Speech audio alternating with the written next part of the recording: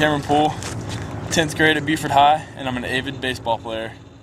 High school life can be very stressful, but I like to blow off steam by playing sports. Casey at the Bat by Ernest Thayer.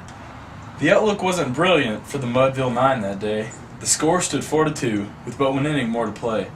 And then when Cooney died at first and Barrows did the same, a sickly silence fell upon the patrons of the game. A straggling few got up to go in deep despair. The rest clung to that hope which springs eternal in the human breast. They thought, if only Casey could get but a whack at that, we'd put up even money now with Casey at the bat. But Flynn preceded Casey, as did also Jimmy Blake, and the former was a Lulu, and the latter was a cake. So upon that stricken multitude grim melancholy sat, for there seemed little chance of Casey's getting to the bat. But Flynn let drive a single to the wonderment of all, and Blake, the much despised, tore the cover off the ball. And when the dust had lifted, and the men saw what had occurred, stood Jimmy safe at second, and Flynn a hugging third. Then from 5,000 throats and more there rose a lusty yell. It rumbled through the valley, and it rattled in the dell. It knocked upon the mountain and recoiled upon the flat, for Casey, mighty Casey, was advancing to the bat.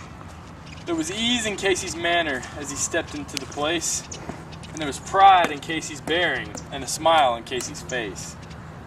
And when, responding to the cheers, he lightly doffed his hat, no stranger in the crowd could doubt 'twas Casey at the bat.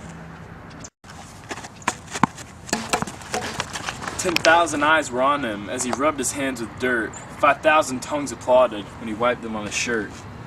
And while the writhing pitcher ground the ball into his hip, defiance gleamed in Casey's eye, a sneer curled Casey's lip. And now the leather-covered spear came hurtling through the air, and Casey stood a-watching in a haughty grandeur there. Close by the sturdy batsman the ball unheeded sped. "That ain't my style," said Casey. "Strike one," the umpire said. From the benches black with people there went up a muffled roar, like the beating of the storm waves on a stern and distant shore. "Kill him! Kill the umpire!" shouted someone in the stand, and it's likely they'd have killed him had not Casey raised his hand. With a smile of Christian charity, great Casey's visage shone. He stilled the rising tumult. He bade the game go on. He signaled to the pitcher, and once more the spheroid threw. But Casey still ignored it, and the umpire said, "Strike two." "Fraud!" cried the maddened thousands, and echo answered fraud. But one scornful look from Casey and the audience was awed. They saw his face grow stern and cold, they saw his muscles strain, and they knew that Casey wouldn't let that ball go by again. The sneer is gone from Casey's lip, his teeth are clenched in hate. He pounds with cruel violence his bat upon the plate. And now the pitcher holds the ball, and now he lets it go. And now the air is shattered by the force of Casey's blow. Somewhere in this favored land the sun is shining bright. The band is playing somewhere, and somewhere hearts are light.